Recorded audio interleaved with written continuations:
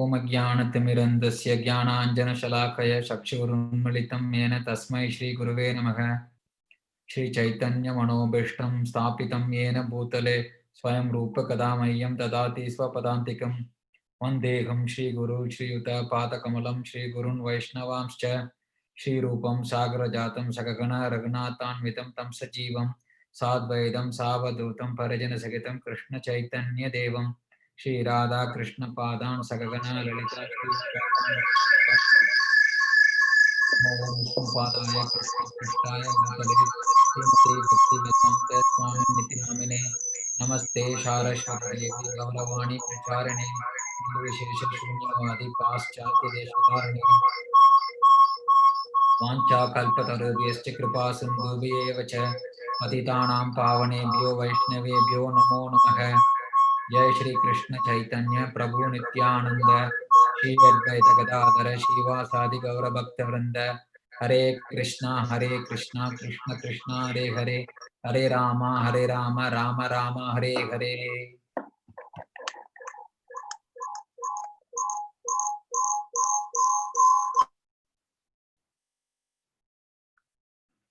Okay, so we'll get started. So thank you for joining to our systematic study of Bhagavad Gita. So today is session 4. So we are going to cover on the topic of Jiva, the living entities. So for any of you who are new, first time here, I just would like to do a small recap on what we covered so far. So before covering the recap, so I will just give a little background. So this course is based on the teachings of His Divine Grace, A.C. Bhaktivedanta Swami Srila Prabhupada. He is the founder Acharya of International Society for Krishna Consciousness. His greatest contribution to the world is, translating Srimad Bhagavad Gita and Srimad Bhagavatam from Sanskrit into English, which people can easily understand the current modern settings. So before we start the class, we'll seek blessings from His lotus feet.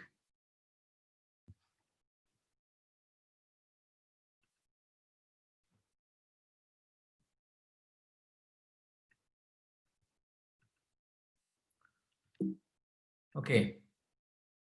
So for past, 3 sessions, what we covered so far is, I will just give a quick brief overview. In the first session, we saw that importance of human life. Human life is meant to not just for eating, mating, sleeping, defending.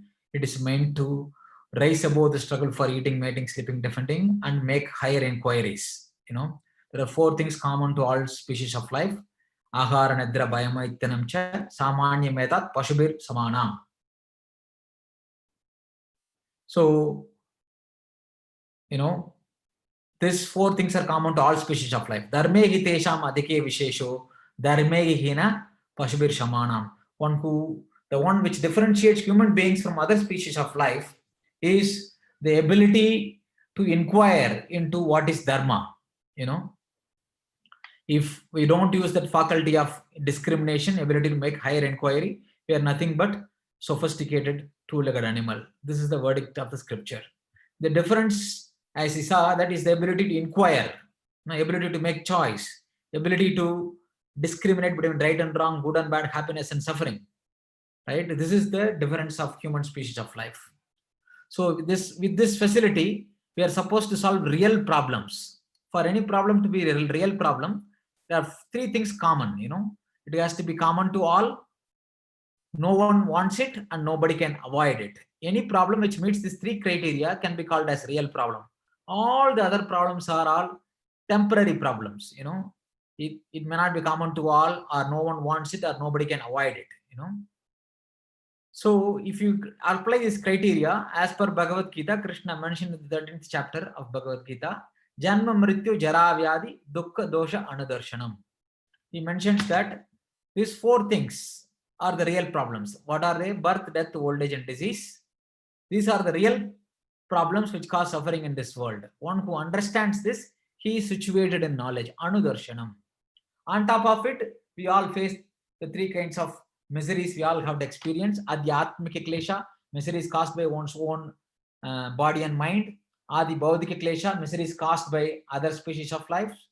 And then miseries caused by natural calamities, Adi Daivika Klesha. So, in order to solve these problems, in the material approach, in the material world, the solution offered is temporary. They are not, they are not actually, they are only treating the symptoms. They are not going to the root cause and treating the actual disease. So the solution, what they offer is like, one is sense gratification, sense enjoyment. Second is some kind of a self-help and things. And then third is superficial religion. All these things, they might give some temporary relief, but they don't solve the actual problem. So if you have to solve the real problem, we need to go to the root cause. We are all looking for the right thing. What is that? Happiness. Unfortunately, what comes is, along with it, misery. No one is looking for misery, but along with, in the pursuit of happiness, what comes? Suffering. We should ask the question, why? If we do not ask why, we are simply, not focusing on what the human life is supposed to be. So in session 2, we saw that how to solve problems, we have to approach Vedas, So we saw what is Bhagavad Gita, what is its purpose, how one should try to understand, what is the subject matter of Bhagavad Gita. In that especially, we saw that Bhagavad Gita has 5 topics of knowledge. One is Ishvara, knowledge of science of God. Second is Jiva, that is our today's topic, the science of the soul, Atma Gyan. Second is Prakriti, the material nature. Third is Prakriti. Fourth is time factor, the eternal time, Kala. Fifth is Karma, the activities of the living entities in this material world, the actions and reactions. So we saw already in detail, or not in detail, in summary, the topic of Bhagavad Gita. In Bhagavad Gita, Ishvara, the topic of Ishvara we saw, especially based on the authority of Bhagavad Gita. We saw several slokas, how it indicates to one supreme person, and that supreme person is Krishna. And then 3 aspects of God, 3 levels of understanding God, and then different levels of pramana we saw in the second session. And then what is proof, Anumana Pramana, Shabda Pramana, Pratyaksha Pramana we saw. And then we saw the infallible wisdom of Vedic knowledge. And then we saw what is a scripture and what are Vedas. In topic, in the topic 1, which is session 3 last week, we saw the common atheistic argument people give against God. And then we saw the logic for understanding and believing in God. And then on what are the wrong conceptions of God we saw. And then we saw who is God, the definition of God, who is God, and then expansions of God, avatars of God, and then symptoms of an avatar. And then we saw God is one or many. That is another common misunderstanding. And then, is Lord Krishna a Hindu God, or he is a non-sectarian universal personality? And then we saw the highest conception of God, and then why there are different religions, and what is highest and true religion. And then, is God really a person or some kind of impersonal force? And then logic to establish God is a person. So these are the things we saw, especially last session and the topic of God and authority of Bhagavad Gita. We understood that Krishna is the supreme personality of Godhead. He is mentioning that how he is the source of everything. Everything emanates from him. Especially in the 10th, there are several slokas refers to this important knowledge. Especially chapter 10, verse 8. 10th chapter, 8th verse is this 8, 9, 10, 11. These 4 verses are considered to be Chaturshloki of Srimad Bhagavad Gita, the key nutshell verses of Bhagavad Gita. If one understands the essence of these 4 verses, one understands the essence of Bhagavad Gita. In that first verse, Krishna says, Agam Sarvasya Prabho, Mattas Sarvam Ivartate, Iti Matva Bhajante Mam, Buddha Bhava Samanvitaha. Krishna is telling that I am the source of everything. Everything emanates from me. A person, intelligent person who actually understands this truth about Krishna, he worships Krishna with all his heart. And then we saw Machita Madgada Prana, Bodhayanta Parasparam, Kadayantascha Mam Nityam Tushyanticha Ramanticha. How they worship? By making Krishna as the goal They keep always thinking of him, they are always, talking about his divine pastimes by enlightening each other, and then they derive pleasure out of this. Tushyanticha ramanticha, you know. So this is the way, Bhagavad Gita explains that how to understand the science of God. Now, today's topic is second topic of Bhagavad Gita, that is Jiva, the soul, the living entities. That is our topic today. In today's topic, we are going to cover who am I? The $1 million question. Am I this body? I'm an Indian, I'm an American, I'm a Tamil, I'm a Kannadiga, I'm a Telugu, I'm a Chinese. What am I? Right?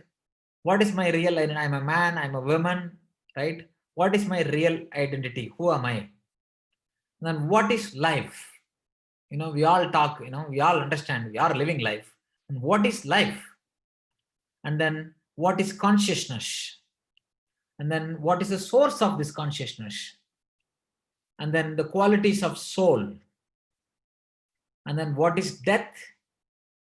And then what is the nature of this body? The body always seems to be, even though it's animating, it's always dead. And then comparison between soul and matter.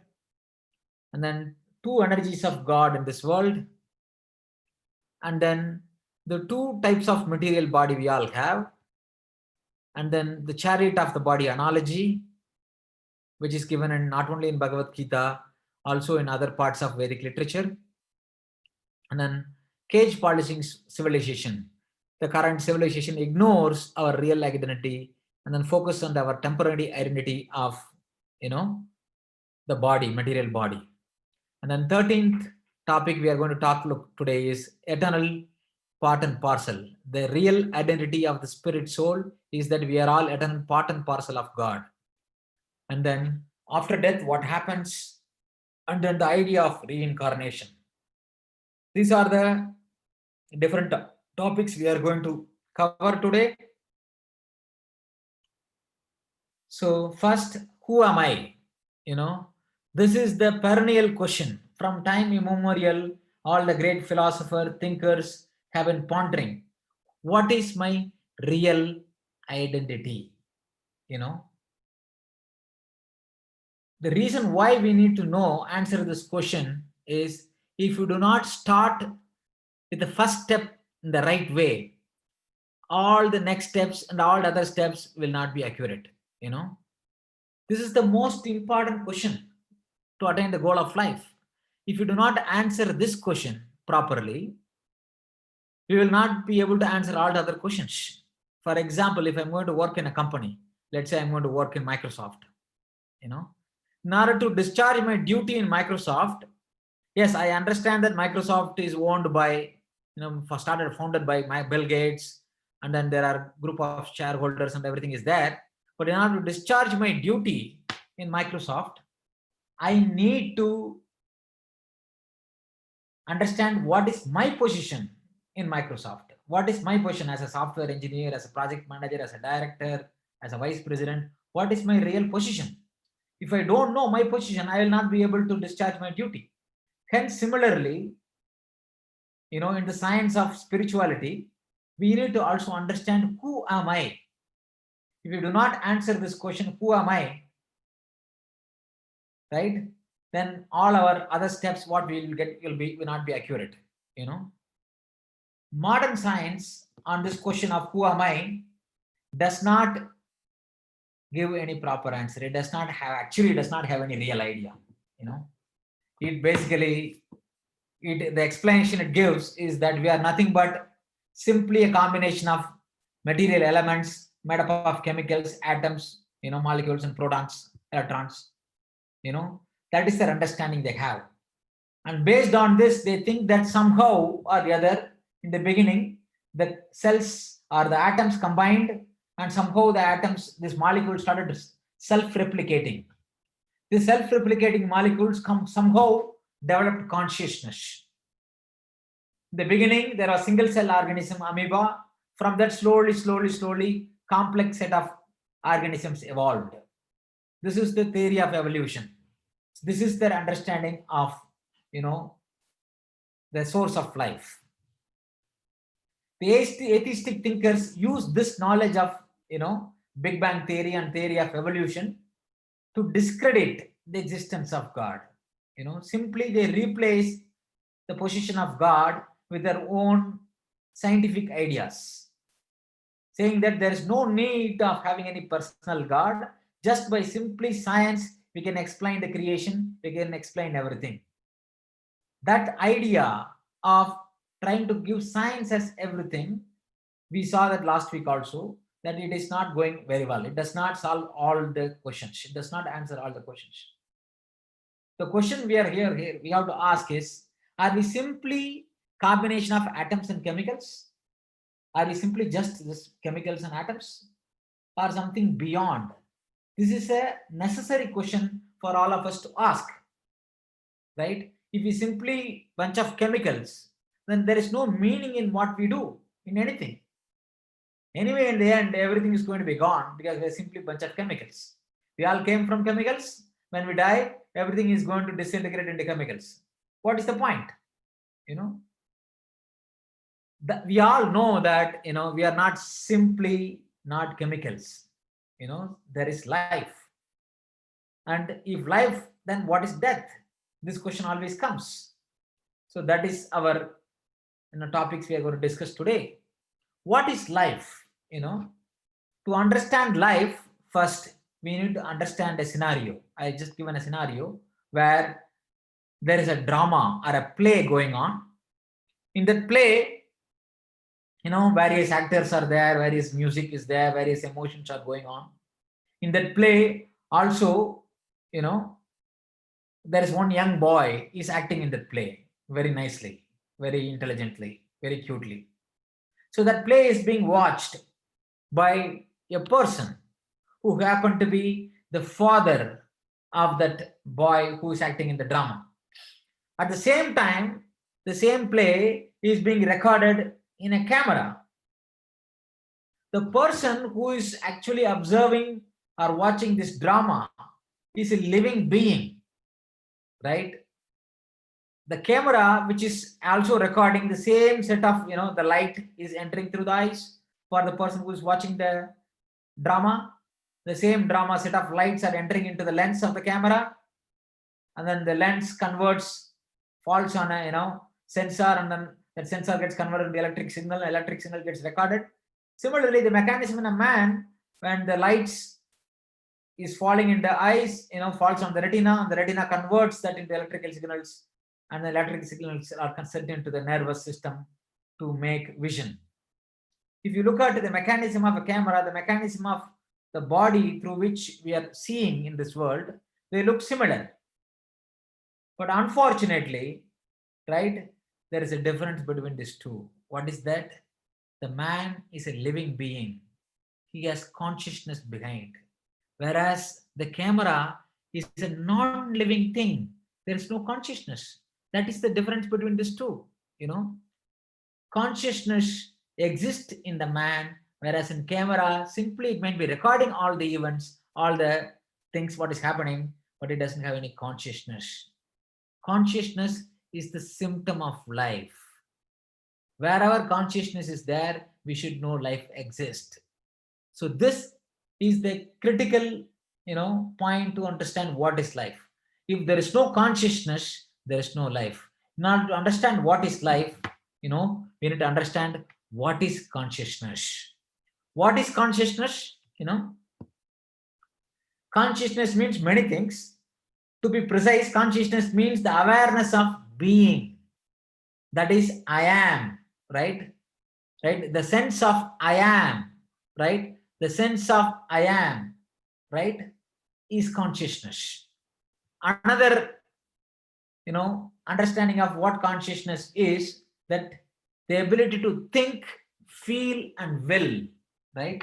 We all have this, ability to see things, right? When we see things, right, we develop feeling, and then we have thinking, and then based on thinking and feeling, and then we decide to act. So this ability to think, feel, and will right? This ability is consciousness. It distinguishes the living from the dead. Consciousness is the thing which separates from living being from dead matter. The difference between a living body and a dead body is that in the living body there is consciousness, in the dead body there is no consciousness, right? Simply the presence or absence of consciousness determines whether something is living or non-living. Because consciousness is what makes something alive, the most important question arises from that thought is, what is the source of consciousness? First we saw what is life, and then life is based on consciousness, and then we saw what is consciousness. Now what is this consciousness? What is the source of this consciousness? That is our next topic. The reason for this source of consciousness being separate from the body, that consciousness is not simply this body. Consciousness arises not simply in this body. Something other than this body is present in this body. That is the one which is the source of consciousness. We are going to see 8 set of logical reasons or proofs for the presence of the soul, presence of consciousness being separate from the body. First, who sees and hears, right? When I say that I am seeing, I am smelling, I am tasting, who is that experiencer who is experiencing through the eyes? When I see through the eyes, when I say I see, when I say I am seeing, right? I am seeing through the eyes. Who is the one seeing through the eyes? When I'm smelling through the nose. Who is that one smelling through the nose? Right? That is not the eyes, the nose, the tongue, the skin, the ears. They are all part of the body. Even a dead person is able to experience. He is not able to see, not able to smell, not able to taste, not able to hear. Whereas a living person is able to hear through this eyes, nose, tongue, ears, and touch. Now, who is that going through that experience? Who is, by adding any number of chemicals, atoms, and molecules to make a dead body alive, right? This simply tells that the body is separate from consciousness. Consciousness arises separate from this body. Consciousness arises from the spirit soul. The third understanding is common sense understanding, right? When we say that when somebody is dead, right? When somebody leaves this world, immediately we refer to that person, so and so person have left this world.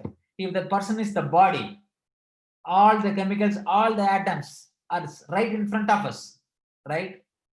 But we still say so and so person have left this world. What have left the world? The consciousness, the spirit soul have left this body, left this world, right? This is common sense thinking. Fourth is intuitive understanding, right? If I have a spectacles, right? That spectacles, if you address it, if I have to tell whose spectacle it is, immediately say it is my spectacle, right? I show my hand. I ask, whose hand is this? My hand. I show my eyes. Whose eyes is this? My eyes. What is this? Body. Whose body? My body. Right? We understand the glasses I am wearing, the spectacles I am wearing is separate from myself. We do not think that this glass is me. The relationship between the glass and myself is that I am the owner of this spectacle. I am not the spectacle. I am the owner of this spectacle. That's why I say my spectacle. Similarly, when I say my eyes, that means I am not this eye. I am the possessor. I am the owner of this eye. When I say my hand, I am not this hand. I will be saying I am the owner of this hand. That is the relationship. If I am this hand, I will not be saying my hand. I will be saying I hand. If I am this eyes, I will not be saying my eyes. I will be saying I eyes.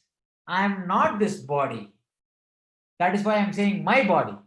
If I am this body, I will not be saying my body. I will be saying I body.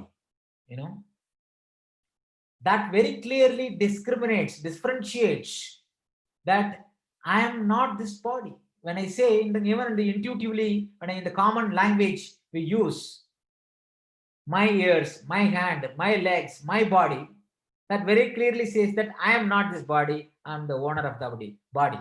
How, when I say my spectacles, my pen, my watch, I am not the watch, I am not the pen, I am not the spectacle, I am the possessor or owner of the pen, or owner of the spectacle, or owner of the watch. Similarly, when I say my body, I am not this body, I am the soul experiencing through this body. Another logical argument we can give is the body is always changing. Even scientists says that every 7 years, all the atoms, all the molecules in the body is completely replaced. 7 years before, any of the chemical elements I had, none of them exist. All the cells are completely replaced. But in spite of that, I am still the same person. The body I had when I was 1 year old, I don't have that body. Not even single cell left. But still, my mother understands me that I am her son. Right? That means that even though the body is changing, that one which is not changing within me is my real identity. That is my real I am. That I am is the soul. The next is, from science also we can understand that scientists from from different universities, especially from University of Virginia, or there is one scientist called Dr. Ian Stevenson. He had actually done a lot of experiments on past life memories. And then there is other scientists from different universities. They had conducted experiments on out of body and near death experiences. People who, when they face some extreme situations, almost they are in the verge of death, and then somehow they come back alive. At that time, right, they existing outside of the body, and they come back and explain that experience.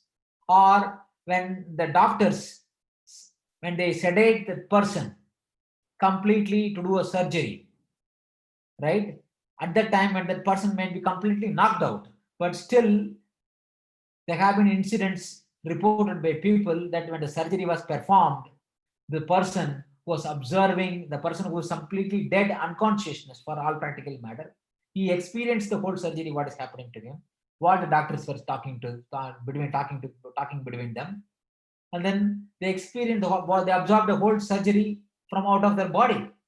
Right? This is all scientifically investigated and documented in the science field. This out of body and near death experience, right, very clearly indicates that we are not this body. Our consciousness can exist outside of the body. Today I am inside this body experiencing consciousness, but tomorrow I can experience outside of the body also consciousness. That very clearly tells that consciousness is not based on body.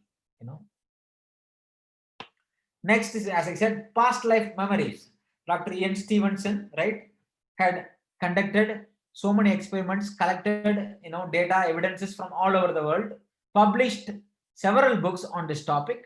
He is actually not a Hindu. He doesn't believe in reincarnation. He doesn't believe in karma. He's in fact a Christian. But he conducted research and collected evidences from all over the world. How especially children at the young age, they remember their previous life. Especially, he documented a case from India in the book 20 Cases of Incarnation. In that book, he mentions how there was a girl, that in the past life, her name, she got a baby called Meena or Meenu, right? And her name is Mana. And then she lived in this particular so-and-so town.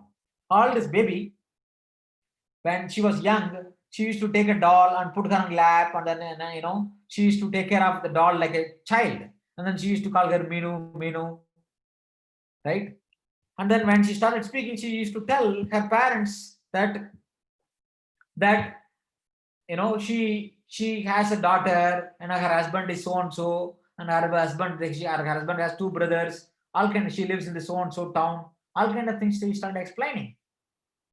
So then finally, the child's father did the investigation, went to the town. Then he understood that there was a lady, in fact, a lady who lived. Her name is Mana, and she had a child, right? Mana Shukla. She had a child called, Minu, and then whatever the knowledge, whatever the things the child expressed, all of them being true. Similarly, there is another person who is even living in Bombay today. He attended our Bhagavad Gita classes in Bombay, right? One time, one of our presenters, when presented about the science of soul in a college, right? And then he quoted Dr. Ian Stevenson research, and then past life memories and everything. One person raised his hand and said, "Sir, actually, I was one of the case study of Dr. Ian Stevenson. How in the previous life he was born in a such and so and so town. He was a security guard in the museum, palace, and then how he was killed with poison.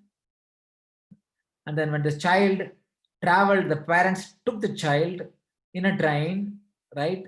And then just 3 stations before, the child mentions that next, after 3 stations, we got to get down. That's the right place. After I get down the railway station, the child directed the Tongawala, the horse cart, to his house.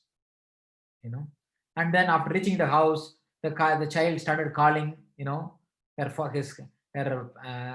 children, his children, his wife, all of them, recognizing.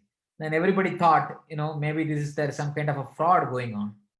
So at that time, the son of the dead man said that my father keeps a gun in a particular place. If the child can identify where my father keeps his handgun, I'll believe that this is my father. Then that boy went into the house, went into the room, opened the bureau. Inside the bureau there was locker. Opened up the locker, took out the handgun and showed. And then the same child took all of them to the palace, which had been converted into a museum. And then he went to the palace because he was a security guard there. He knew all the aspect of that museum. He went to the museum. There was a picture. Behind that picture, there was a lock to unlock a secret room. In that secret room, there are very, very rare artifacts like a kerosene fan and different things were kept. And this child started showing how to operate this kerosene fan. This child who cannot even not start a normal fan started operating a kerosene fan. He demonstrated the knowledge from the previous life. And then he said that how he was killed by the king of the palace who have been doing, looting money from the museum and all these various artifacts. Because as a security guard, he found through somebody, the king poisoned that security guard. He remembered, all the activities from the past life. Now the question might come, people might ask the question, if some people can remember past life, why all of us cannot remember past life? Is remembering a past life is a good thing or a bad thing? If you understand carefully, right, even whatever happened in our life, if you remember all the activities, what will happen to us? We'll become crazy. The purpose of sleep in our life is one of the main activities which happens when during our sleep is that from our working memory, all the unwanted things gets archived into our long-term memory, or it goes into subconscious memory. If it does not happen, if we do not get enough sleep, we'll all become crazy. That's why there is a saying, when a person sleeps too little is crazy. A person who sleeps too much is lazy. If you do not sleep, we will all become crazy. The purpose of sleep is to make us to forget whatever happened, all the details, whatever is not required, which is kept away in our subconscious memory. Right?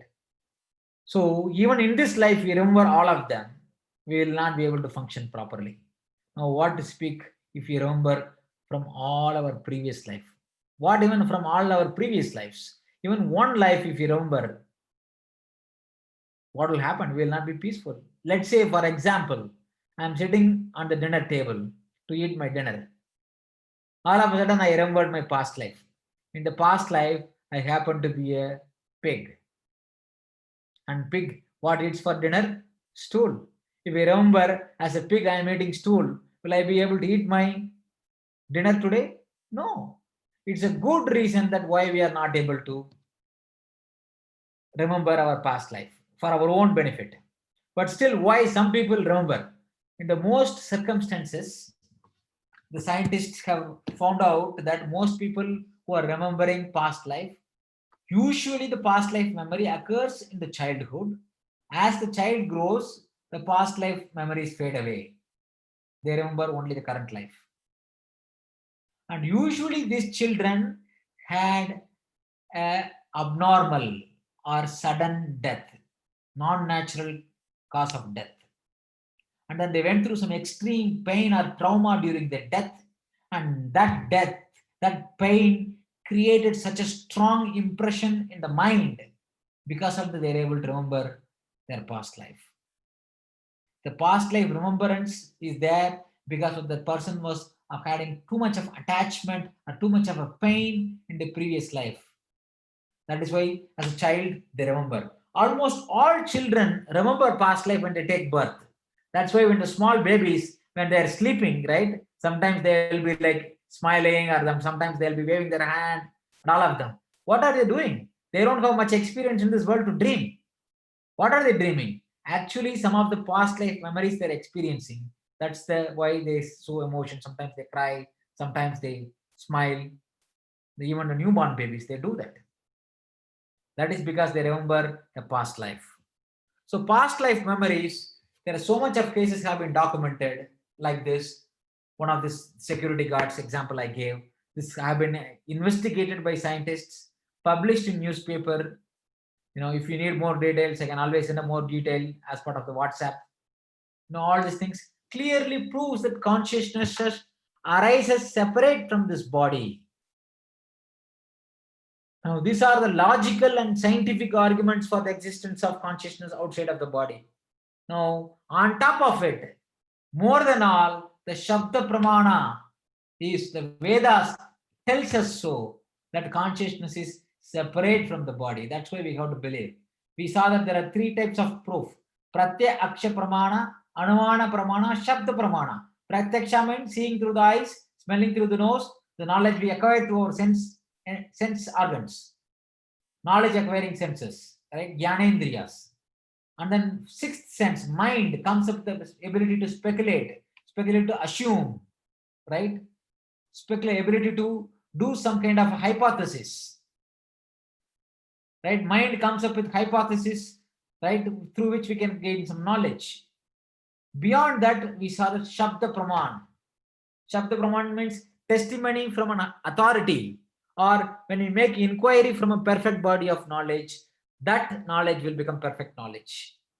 Shabda Pramana is the ultimate authority, especially under spiritual matters, especially on the science of soul. Science, material science, does not explain.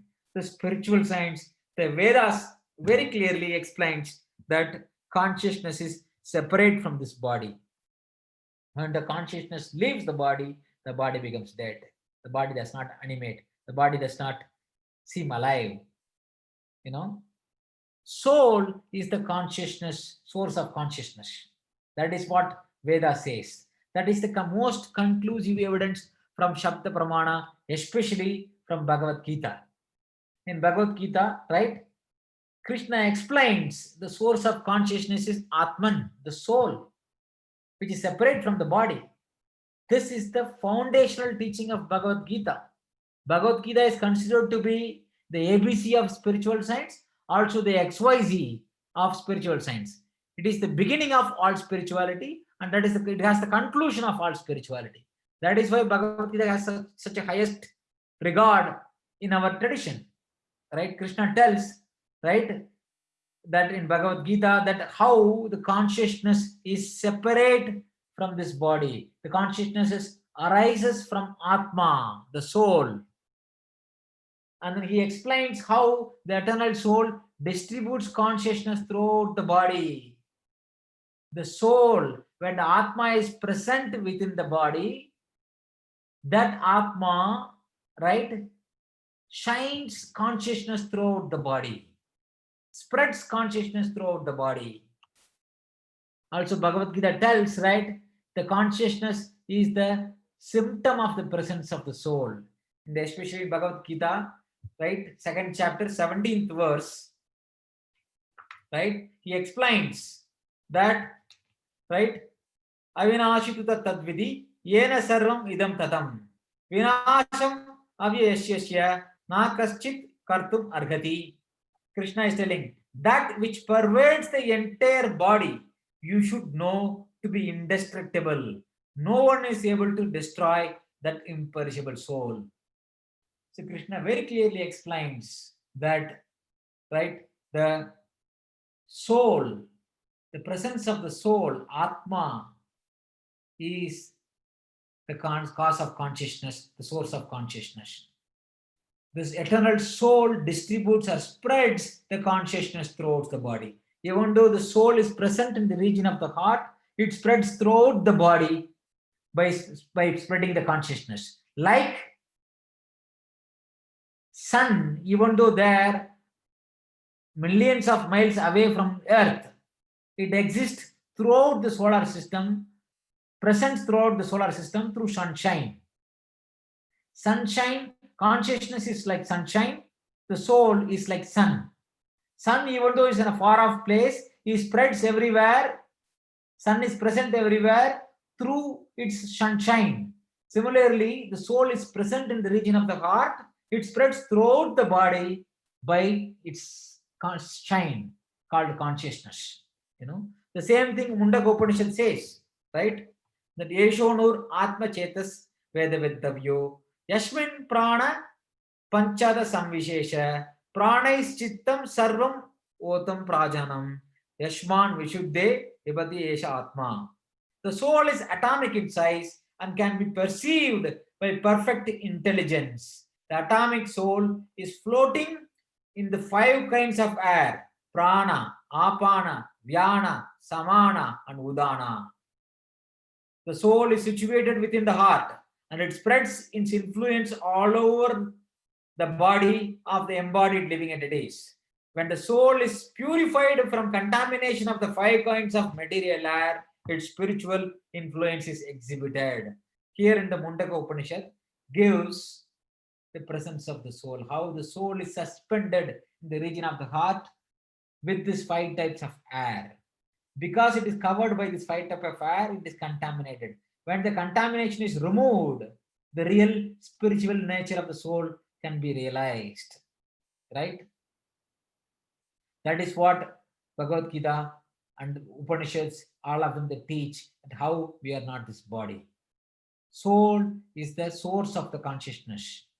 Right? We should accept the verdict of Bhagavad Gita. This is the conclusive evidence of Bhagavad Gita. Why? Because Bhagavad Gita is the ultimate authority on Vedic science, spiritual science. We are not simply this body, but an eternal spirit soul, Atma. I am not this body, I am spirit soul. This is the foundational teaching of Bhagavad Gita. Krishna mentions in the 2nd chapter, 12th verse, Natve vagam jatnam jatnasam natve nime natvam neme janatipaga nachavana bhavishyamaga sarve vayam ataparam. There was never a time I did not exist, nor you, nor all these kings. Now, when Arjuna surrendered to Krishna because he is not able to make a decision whether to fight this war or not to fight this war, which we will see later before beginning the 1st chapter, we will see in detail, right? That how Arjuna got perplexed and he was not able to make a decision. Finally, he realizes he will not be able to solve the problem himself. Then he surrenders to Krishna, accepts him as his guru, and then surrenders to Krishna and mentions, Krishna, I am a soul surrendering to you. I am here. Please accept me as your disciple. Please instruct me what is ultimately good for me. When Arjuna surrenders, first thing Krishna does is actually disciplines him. Disciple means the word, disciple comes from the word to be disciplined. So first thing Krishna tells is, Arjuna, you spoke like a learned person, but you are not at all learned. You are like talking like a uncivilized idiot, uncivilized stupid person, right? He calls him as Anarya, Anarya Jushtam. He's saying, how come this impurity, right? Kasmalam had come on you, right? He's saying. And then after chastising him, the first knowledge Krishna tells in Bhagavad Gita is that we are all not this body, we are all spirit, conscious, individual beings. The teachings of Bhagavad Gita is non-sectarian. Bhagavad Gita says that we are not this body. The body is also always changing. The soul is permanent, eternal, living entity. Right? So Bhagavad Gita very clearly explains the science of the soul, especially from 2nd chapter, 11th verse to 30th verse. This is called Atma Jnana, the knowledge of the self, the knowledge of the soul. Krishna explains very nicely. Right? So based on this verses from Bhagavad Gita, we can understand certain characteristic or the qualities of the soul. First thing Krishna explains, one of the things explained is the soul is eternal, right? The soul is never destroyed. When the body is destroyed, the soul is not destroyed. Soul does not come into existence. In sense, nobody can destroy the soul, right? The verse says, Na jayate vratete na va kadachin nayam bhutva bhavitava na boyaga ajo Nitya Shashvato Yam Purano Na Hanyate Hanyamate Sarire. He's telling, for the soul, there is neither birth nor death at any time. He has not come into being, does not come into being, and will not come into being. He is unborn, eternal, ever existing, and primeval. He is not slain when the body is slain. This is the first characteristic of the soul, right? That soul is eternal. The body in which it is residing might be temporary, but the soul is eternal living entity. Secondly, the soul is imperishable, opposite to that of body. Our body is perishable, whereas the soul is imperishable. Nainam chintanti shastrani, nainam chintanti pavakaha, naichainyam kledyantopo, na shosheti marutaha. In 2nd chapter, 23rd verse, Krishna tells that the soul can never be cut into pieces by any weapon, nor burnt by fire, not moistened by water, nor withered by any wind. Soul cannot be cut, cannot be wet, cannot be dried, right? It is separate from this material body. The material things can destroy material things, but material things cannot destroy spiritual things. The soul cannot be destroyed. The imperishable nature of the soul. Next, Krishna explains that the soul is eternally an individual, right? It is not that the soul consciousness is existing inside the body today, separately, and tomorrow all of them will merge and become one. No, the soul is eternally an individual. The proof Krishna gives in 2nd chapter, 12th verse, as I said, Natvevakam jatunasam, Natvam neme janatipaka, Nachivana Vavishamaga Sarve Vayamataparam. There was never a time I did not exist, nor you, nor all these kings. There will never be a time we will all cease to exist. Right? That means, in summary, what Krishna is telling, we all existed in the past, we are all existing now, we will exist in future. The individuality will never be destroyed of the soul. The next characteristics of the soul is mentioned in Svetasvara Upanishad. The size of the soul is described as that 1/10,000th part of a tip of a hair. It is mentioned in Svetasvara Upanishad that Balagra Shadabhagasya sada kalpitasya cha bhago jivana vijñeha sa chanadhyaya kalpate. The translation is that when the upper point of the hair is divided into 100 parts and each of such part is further divided into 100 parts, each such part is the measurement of the dimension of the spirit soul. Here it is very, very clearly explained. It is not the diameter of the hair, it is the uppermost or the tip of the hair. We take the tip of the hair and divide it into 10,000 parts, and that one part is the size of the soul. Even if you ask the scientists who are experienced with micro objects using like microscope and whatnot, if you ask them, if you take a tip of the air and if you divide it into 10,000 parts, is it possible to see even through electron microscope? The scientists very clearly say it's not possible. Such a small thing is not possible. The soul is very tiny, right? The next characteristic, the soul is amazing. Even though it is very tiny, right? When the same tiny 1/10,000th part of a tip of a hair size soul presents in the ant, it moves the ant's body.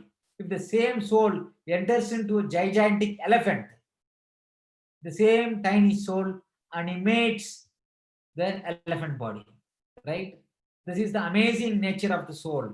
Krishna explains the amazing nature of the soul as Acharyavat tat pashyati kasit enam Acharyavat vadati tataiva chanyaha Acharya vachainam anya shrunoti Shutvapi enam vedana kaiva kaschit. It mentions that some look on the soul as amazing, some describing him as amazing, and some hear of him as amazing, while others, even after hearing about him, cannot understand him at all. Krishna here very clearly explains the amazing nature of the soul. Even though it is tiny, even though it is present in this body, we are not able to see it because it is too tiny. It is so inconceivable. It is amazing, right? The next characteristic, right? Krishna also explains in Bhagavad Gita further that the soul, right, is present in the region of the heart, right?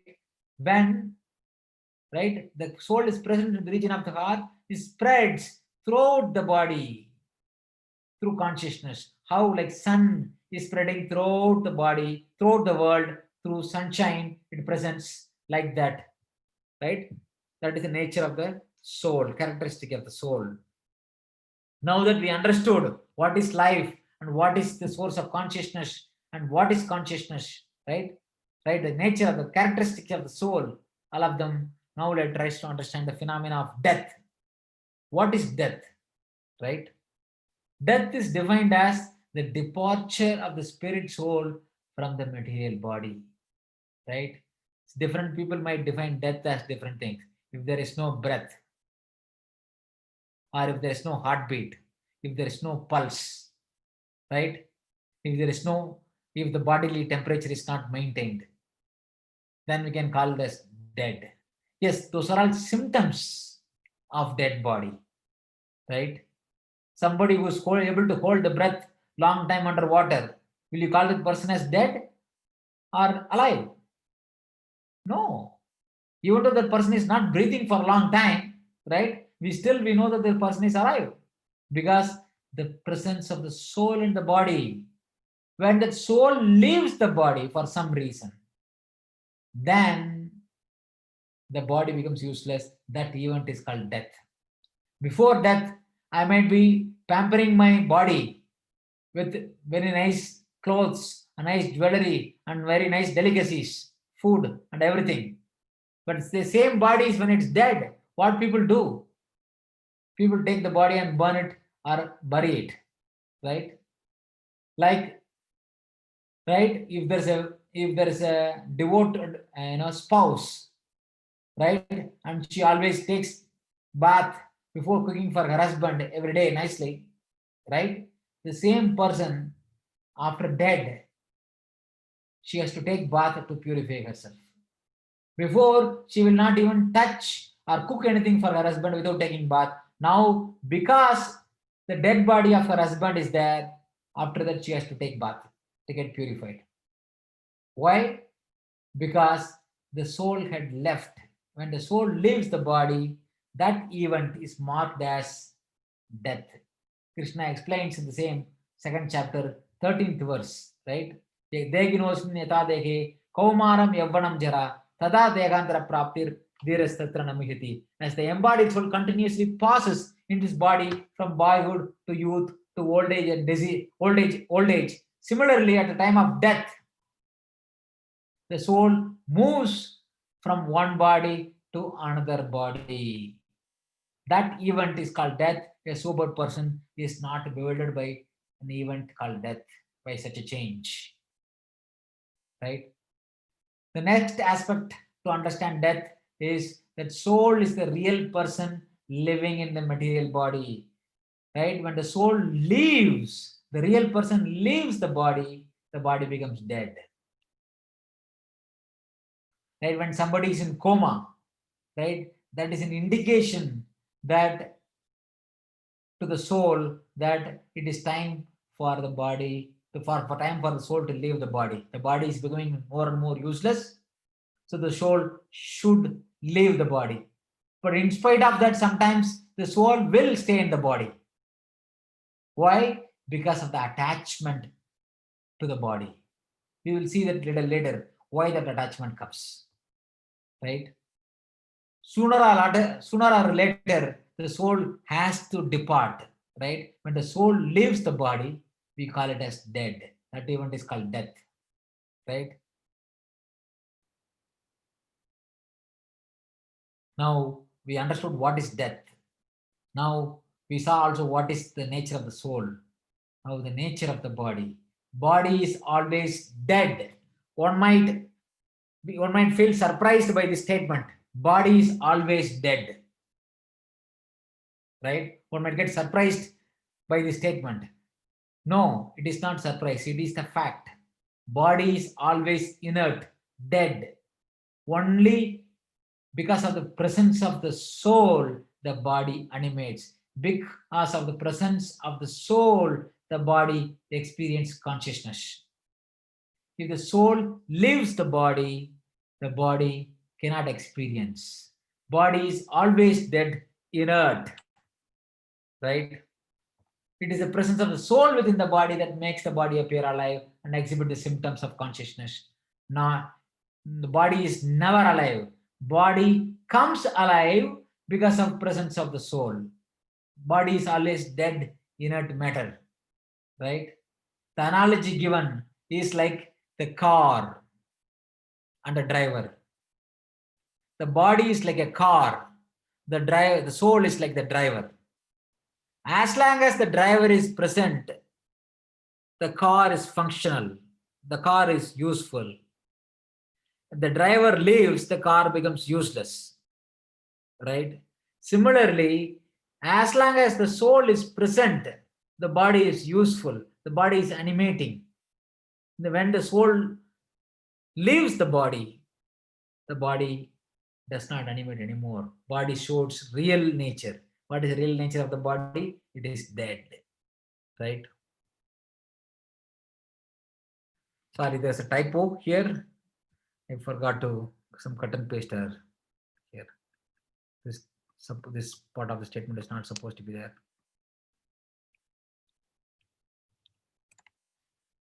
The analogy of soul and the body, through which we can understand the soul and the body. Analogy through driver and car can be understood. Right? When the car becomes useless, we get rid of the car and get another car. Similarly, when the body becomes useless, the soul gets rid of the body and moves on to another body. In fact, the body is actually just a lump of flesh, bone, chemical, and atoms and material elements. The moment the soul leaves the body disintegrates its primordial form, back to primordial form. The body goes back into all the basic elements. The body disintegrates. Just because of the presence of the soul, the body has the form, the body stays alive. Right? Without the soul, the market value of the body is only a few hundred rupees. If we simply analyze the body, which is made up of certain chemicals, right? If you go to the shop, if you go to a chemical shop, if you ask the value of all these chemicals, it may not even come to a few hundred rupees, right? The body is only worth a few hundred rupees chemically. But we treat the body as most valuable thing because of the presence of the soul, right? If the soul is not present, the body is simply useless, dead matter, right? We are spending lakhs and lakhs of rupees to buy a house, to buy a car, to buy clothes, to buy food, to do various things for the body. Why? Because of the presence of the soul. Soul is the one which gives the value. Body is like bunch of zeros. Soul is like that one. If there is no one in front of the zero doesn't have any value. Similarly, if the soul is not present, our body, we might have different types of body, different abilities. If the soul is not there to animate the body is simply useless, dead matter.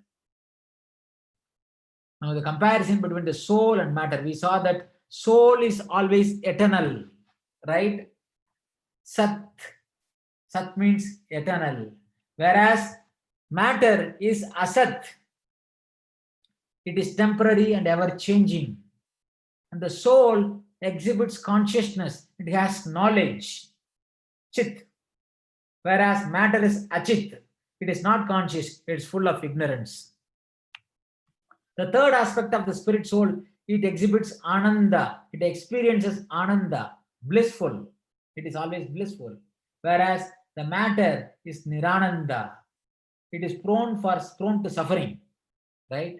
It cannot, experience continuous bliss. The body is the cause of suffering. Body is asat, achit, nirananda, whereas the soul is sat, chit, ananda. The next, the soul has a form. It has a vigraha. Satchit Ananda Vigraha. The soul is full of its eternity, it's full of consciousness and full of bliss, and it has a form.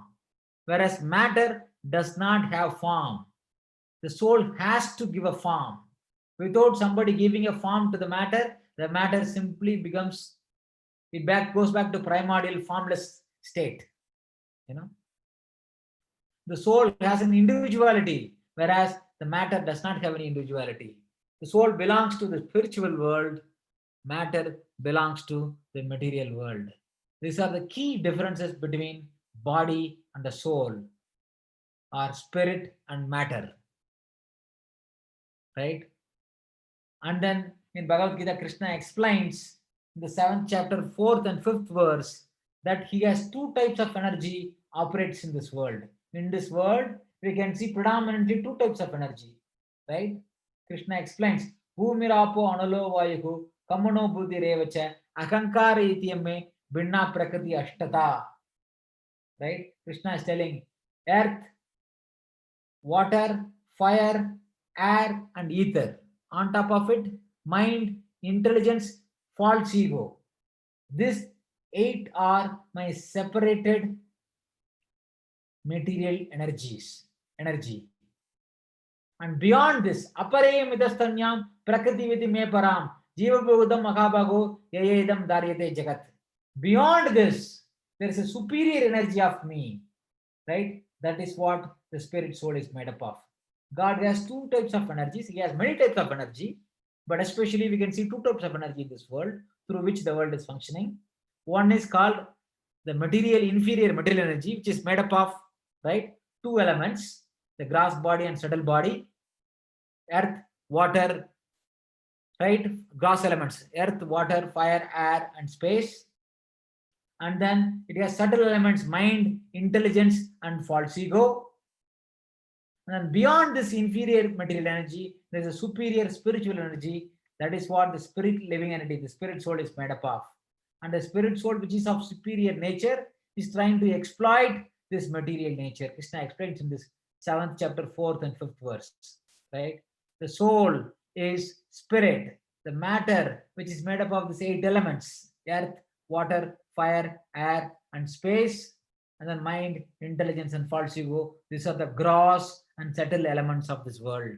These are the inferior gross material energy and superior subtle spiritual energy, right? And then we all have, because of these two types of energy, right? This one, material energy is the one which makes this body. Even the material body, there are two types of body, right? The gross body, which is made of earth, water, fire, air, and ether. Second is the subtle body, which is made up of mind, intelligence, and false ego. The gross body is called Stula Sarira. It is like the outer coat of a person, the outer garment of a person. The subtle body, which is called Suchama Sharira, which is made up of mind, intelligence, and false ego, Akankara, right? Mana, and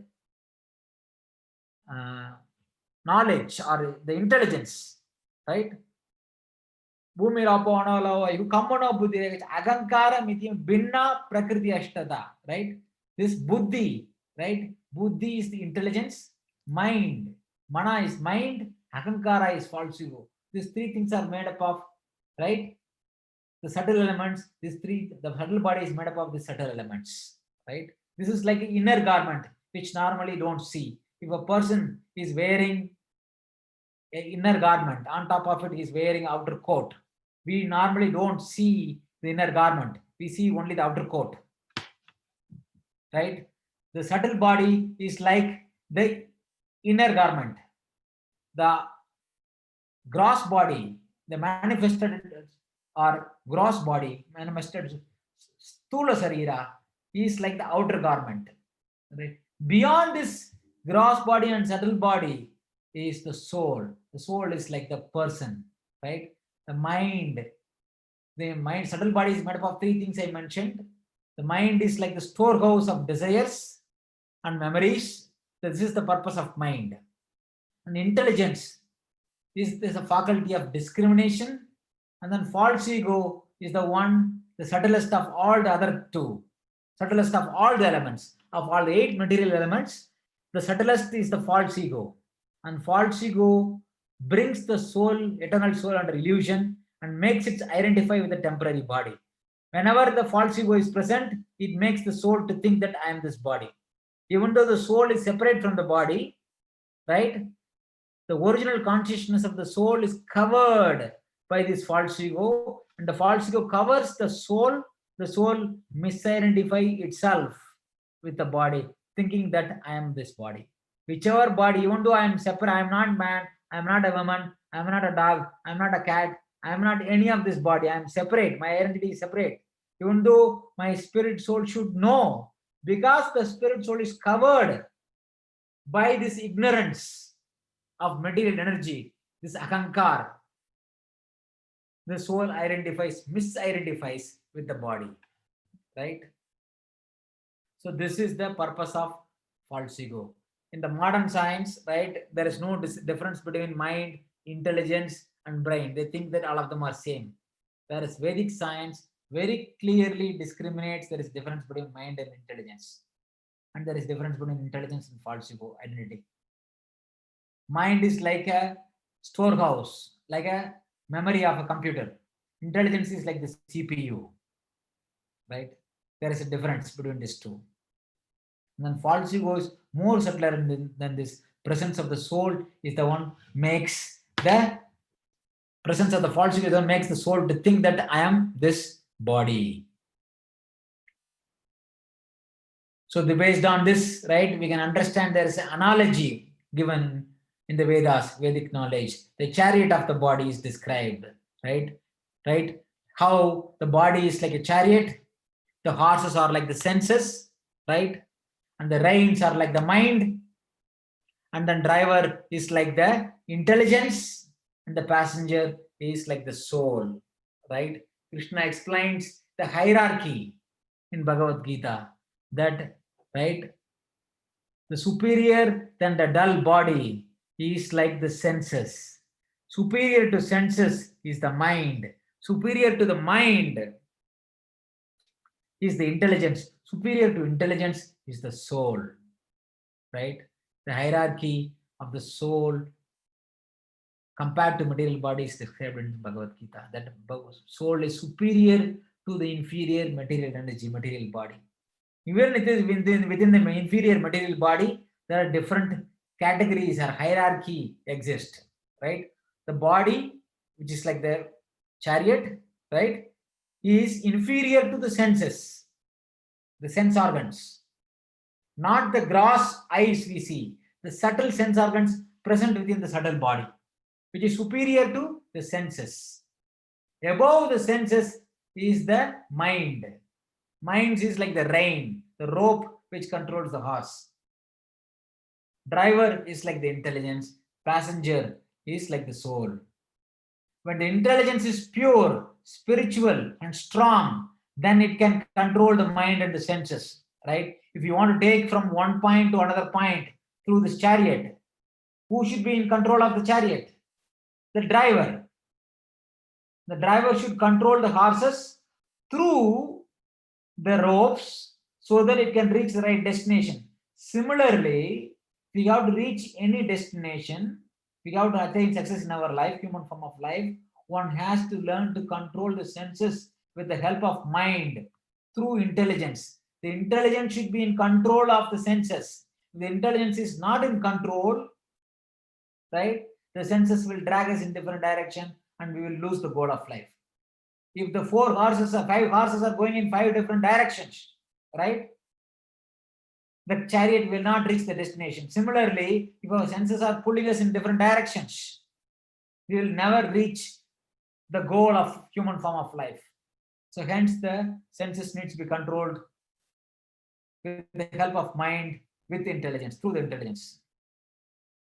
The modern civilization, right, ignores the presence of this soul in the body.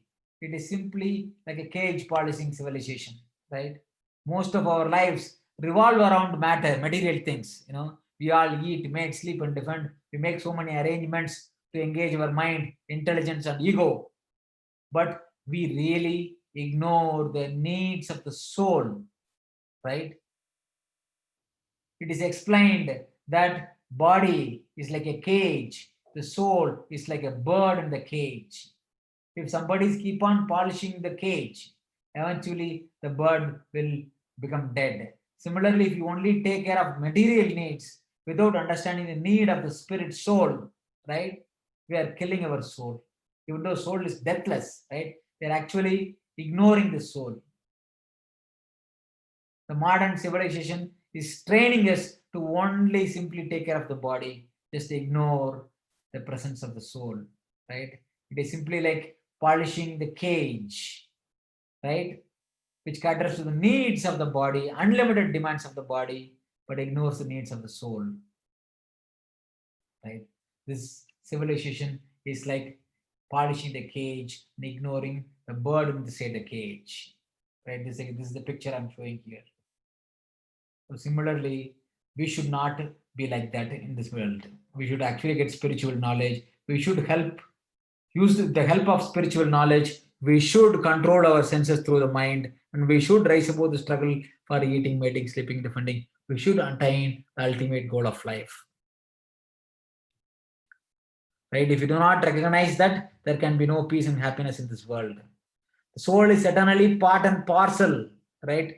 This is another characteristics of the soul. The soul is the part, and whereas God is the whole, right? The part can never become the whole, right? The part can never become the whole, right? So the analogy Krishna gives, right? The part and the whole analogy is given. Umaivamso jivaloke jiva bhuta sanatanaha manashashtani indriyani prakritishtani karshati. It is mentioned, the living entities in this conditioned world are my eternal fragmental parts. Due to conditioned life, they are struggling very hard with 6 senses, which include the mind. Krishna, how he explains that the living entities are actually his sparks, his spiritual energy, but they are separated fragmental parts, part and parcel, right? We are not God. We are all parts of God. We are all not God, right? We are gods. God apostrophe S. We are not gods, the plural. We are all God apostrophe S. We are all God's property, right? We are all God's creation. Those who says that Aham Brahmasmi, Soham, right? All this thing, Brahman, Satyam, Jagat Mityam, all this kind of, different different phrases from Upanishads people quote. Say that we are all God, right? This is all actually wrong understanding, because they think that God is impersonal, and then the soul is also impersonal. Everything is same. Because of that, they're saying like that. Because of the impersonal understanding of the nature of God, they think that everything is, there is no form. Everything is one. Everything is same. Which is not true. If you read those slokas in the Upanishads where it quotes Aham Brahmasmi, or when it goes Brahman Satyam Jagat Mityam, or where it quotes Soham, right? You have to understand the context in which it is quoted. When it says Agam Brahmasmi, it doesn't mean that I am everything. It means that simply I am spirit soul. Agam Brahmasmi. Brahman means spirit in this context. Similarly, Soham, I am that. Right? I am that means I am not God. I am spirit soul, which cannot be described by material nature. Right? Similarly, when it says Brahman, Satyam, Jagat, Mityam, right? What means that its only truth is Brahman, everything else is false. No. If you understand very carefully, Brahman is eternally true, whereas this Prakriti, this material energy, Jagat, is temporary. If somebody take it to be permanent, that is the illusion. That is the illusion. The material world is real. But if you take it to be, but it's temporary. But if you take it to be permanent, then that is the illusion. And then there are quantity, the quality of between the soul and God is described here. The difference between soul and God. The soul, God is supreme, is Paramatma, whereas the soul is individual, Jivatma. The God is infinite, right? Whereas the soul is infinitesimal. God is Vibhu, the soul is Anu. God is supremely conscious of everything. God simultaneously knows what happens in everyone's body. Whereas the soul is individually conscious. It can know only what happens in its own body. I am present in my body. I can know only what happens in my body in a limited way. I can never know what is happening in your body or someone else's body. Whereas God, Him being Paramatma, present in every one of us in the form of Paramatma, He can simultaneously know what is happening in everyone's body, simultaneously know what we are experiencing, simultaneously know, right, all the activities happening in the body. He is the ultimate knower of the field. The Jiva is also called knower of the field. The Paramatma is also called the knower of the field.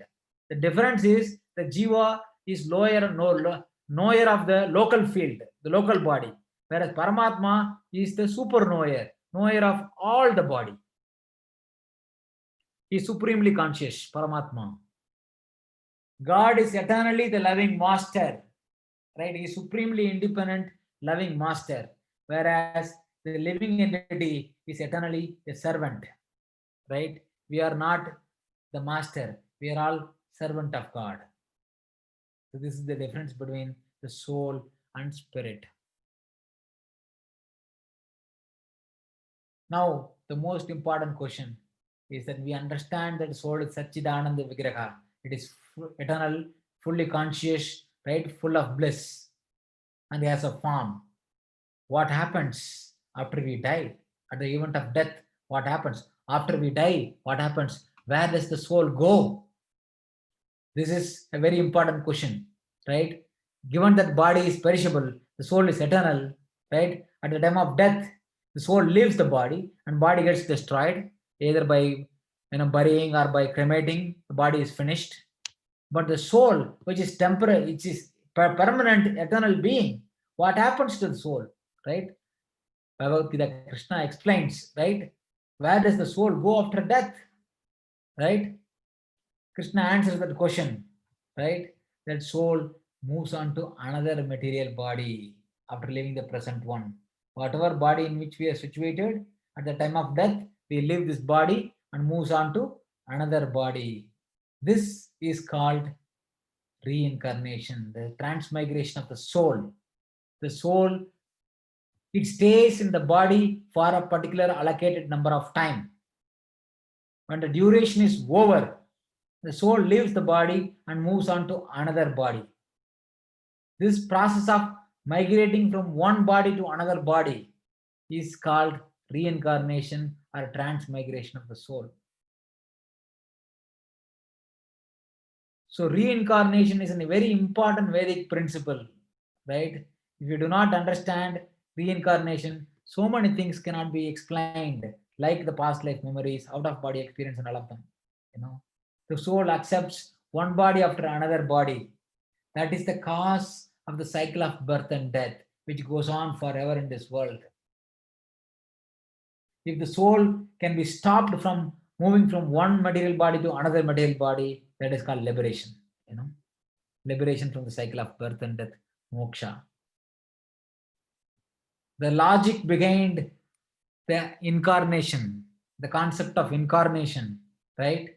Krishna explains in Bhagavad Gita, right, that even in the current body,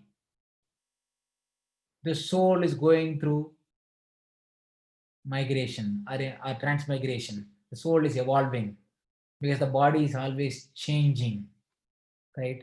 It is mentioned, as I said, Deginosmin yata dehe kaumaram yavvanam jara tada dekhandra praptir dhiras tatra namuhyati, right? As the embodied soul continuously passes in this body from boyhood to youth to old age, the soul similarly passes into another body at death. A sober person is not bewildered by such a change. Now, what is the destination? What type of body a soul gets? Why somebody gets a better body? All these things we are going to see in upcoming sessions, right? Krishna also explains that in Bhagavad Gita that material body is like the dress, like a cloth, the clothing we are wearing. The soul is like the person. When the cloth becomes useless, we discard the old cloth and get new cloth. Similarly, when the body becomes useless, the soul discards the old body and gets new one based on its desire and based on what it deserves. Right? Vashamsi jirnani yata vihaya navani girhyati naro parani tada sarirani vihaya jiranye anyani samyati navani dehi. It is mentioned that as a person puts on new garment, giving up old ones, the soul similarly accepts new material bodies, giving up the old and useless one. This is second chapter, 22nd verse.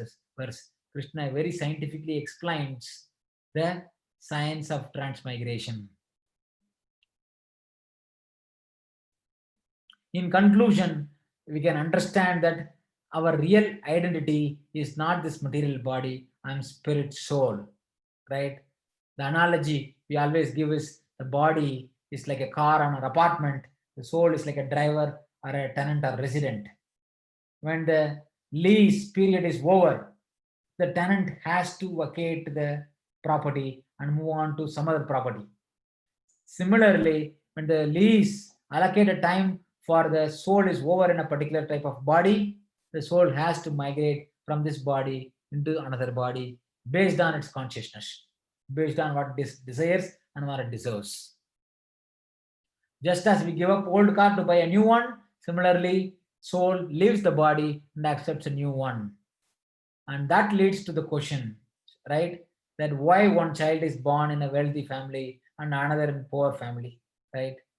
Why someone is mentally retarded whereas someone is gifted with a natural intelligence? Why someone is beautiful? Why someone is little not so beautiful, right? Why someone is like handsome and fair? Why someone is ugly, right?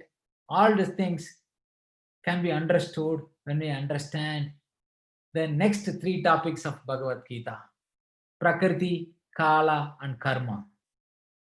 So the upcoming sessions, when we understand very clearly, we can understand, right, why there is so much of disparity in birth in this world. So that comes to our conclusion today, right? So far we covered today, who am I, what is life, what is consciousness, what is the source of consciousness, right? And we saw that soul is the source of consciousness, and what are the qualities of the soul, and what is death, right? And then we saw the nature of the body is always inert and dead, comparison between soul and matter. And the two types of material bodies we all have, the gross and subtle body, Sukshma Sarira and Sthula Sarira, made up of earth, water, fire, air, and space, and mind, intelligence, and false ego.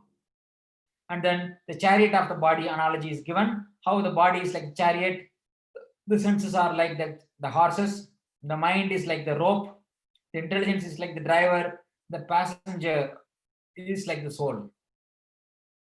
And then we saw that the modern current civilization ignores the soul and only takes care of the material needs of the body, right? It is like a cage polishing civilization. And then we saw the eternal nature of the soul. God, the soul is part and parcel of God, right? We saw that we are all eternal fragmental parts. Then we saw the the concept of reincarnation. So that comes to our conclusion today. So any comments, any discussion? In the next session, we are going to see Prakriti and Kala. And the session after next, we'll talk about Karma. So that concludes our session today. Any further questions, comments, discussion? Please unmute your mic, and then you can ask any questions any of you have.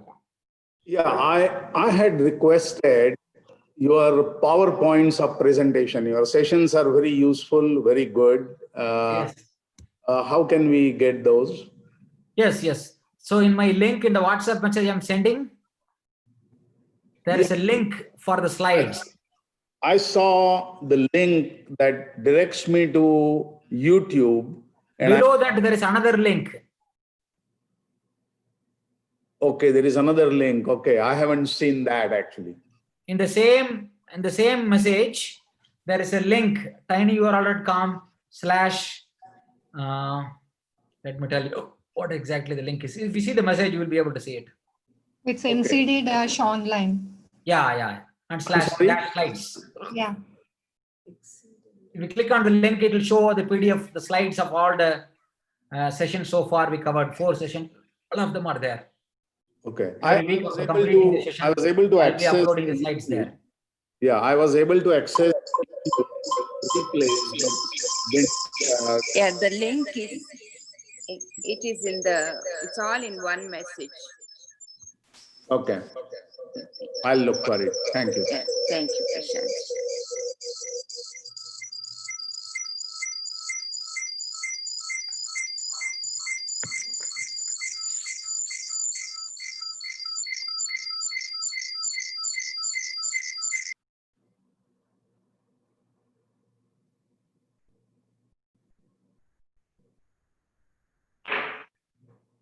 Any other questions? Anybody has? Thank you very much. Any other comments? Discussions? If not, we'll come to stop today. Thank you again very much for taking your valuable time and understanding the subject of Bhagavad Gita. By concluding this, the introductory topics, we'll have a good foundation to study the detailed Bhagavad Gita, verse by verse study of Bhagavad Gita. That is why we are building the foundations now. Basically, we are doing a thematic study of Bhagavad Gita now. After the next 2 sessions, or next 3 sessions, then we will jump into chapter by chapter, verse by verse study of Bhagavad Gita systematically. Guruji, yes. Today's class was, it was little hard to understand. Okay. Hope we, as we go through, Correct. I yeah. can understand because this is a very long subject matter. Even like last week, right? A lot, whatever I covered in 1.5 hours is very deep subject matter. It is actually not Okay. lifetime of study. It's several Okay. lifetime of study. We are trying to realize Okay. all this knowledge in a short time. So Okay. now conceptually you understand. And the last slide I explained, right? How we are not Yes. this body. We are all Atman. This is Yeah. the conclusion. Mm-hmm. So we may not be able to realize that today, practically. Okay. At least we will accept it theoretically. Okay. Yeah. Right? How when a science teacher in the 7th grade or 8th grade when explains to the student that everything is made up of atoms and atoms are made up of electrons and protons, then there is no way for the child to realize Mm-hmm. the electrons and protons, right? Yeah.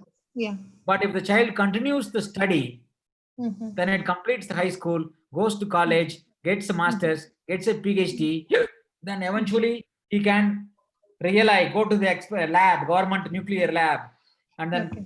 with the help of cyclotron can realize, Yeah. right? Yeah. That's all. That's all. I just wanted to understand. We may not be able to understand Okay. all the topics today, because I give just the theme or overview. Okay. So the essence of today's topic is that we are not this body. Mm. We are all eternal spirit souls. Yes. When the body is dead, we are not dead. The soul continues. Yeah. Yes. All the other details topic, if you have any specific area, if you have any questions, you can ask me. Mm-hmm. Yeah. So when we go through the verse by verse study, then we will understand more on this topic. Yeah. I'm Yeah. just giving a summary today. Okay, sir. Okay, Guruji. Thank you. Thank you. Yeah. Any other questions?